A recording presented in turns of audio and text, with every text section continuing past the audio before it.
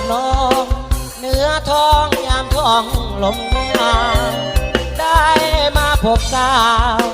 หยอกเย้าที่เขาเลิกกันมาเยือนถึง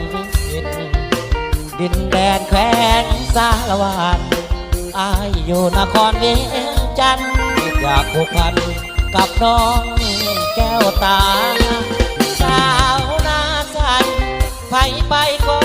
พอเริ่มลาสมคำเลยจ้าเมื่อได้มาพบน้องคนดี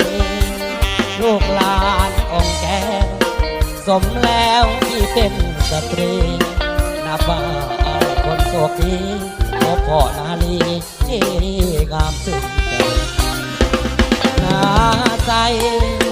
เขตใต้แดนสารวันอยากได้จอมควันมาอยู่ยังจันทร์สร้างฝันกายสินค้าทางสดข้าวหอมน้ำหวานจับใจสมคำสาลือไปไกล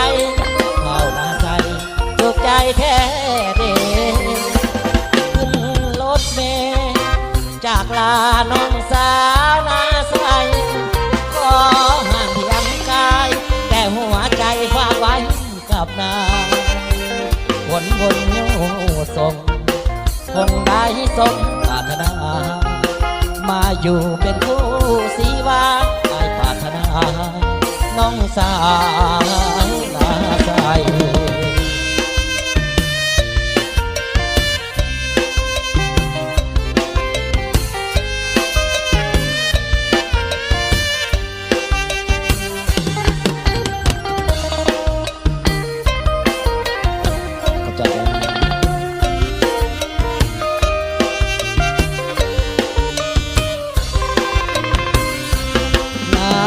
ใส่เขตใต้แดนสารวันอยากได้จอมควันมาอยู่ยังจันทร์สร้างฝันหากอายสินค้าขายส่งบักข้าวอ่อนน้ำหวานจับใจสมคำสาลือไปไกลบักข้าวนาใสถูกใจแท้ดีขึ้นรถเมล์จากลาน้องสาวนาใสขอห่างยังกายแต่หัวใจฝากไว้กับนายวนโย่ส่งคงได้สมปรารถนามาอยู่เป็นคู่สีวาได้ปรารถนาน้องสาว